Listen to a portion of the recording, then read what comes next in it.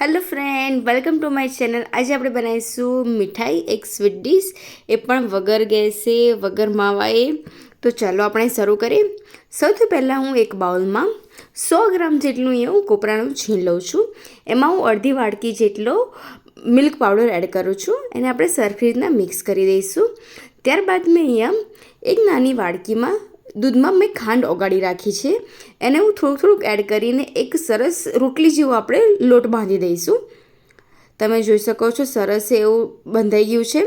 હવે આપણે એને 2 ભાગમાં ડિવાઈડ કરી દઈશું.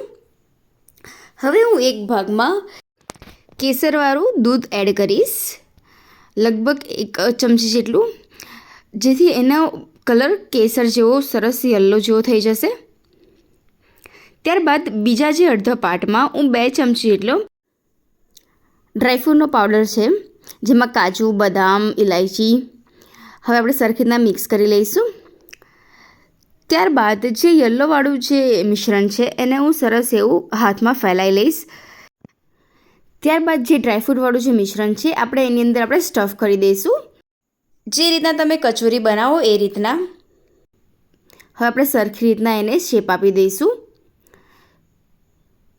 તમે જોઈ શકો છો હું સરખી રીતના ગોળ એવો અને થોડીક એની હાઈટ આપું છું, જેથી અંદર જે ડ્રાયફ્રૂટવાળું જે મિશ્રણ છે સરસ એવું લેયરમાં દેખાય. હવે એના ઉપર હું પિસ્તાની કતરણ એડ કરીશ. ત્યારબાદ આપણે એને 1 કલાક જેટલું ફ્રીજમાં આપણે એને સેટ કરવા મૂકી દઈશું. 1 કલાક થઈ જાય ત્યારબાદ આપણે એને પીસીસમાં કટ કરી લઈશું. તમારે જે શેપમાં એને કટ કરવો હોય એ શેપમાં તમે કટ કરી શકો છો. એ અત્યારે હું ટ્રાયેંગલ શેપમાં કટ કરું છું. તો તૈયાર છે આપણી મીઠાઈ, એ પણ વગર ગેસે, વગર માવાએ, ઇન્સ્ટન્ટ બની જશે. તો આ રક્ષાબંધનમાં જરૂરથી આ મીઠાઈ બનાવવાનો ટ્રાય કરજો. તો પ્લીઝ વિડીયોને લાઇક, શેર અને કમેન્ટ જરૂરથી કરજો. Thank you.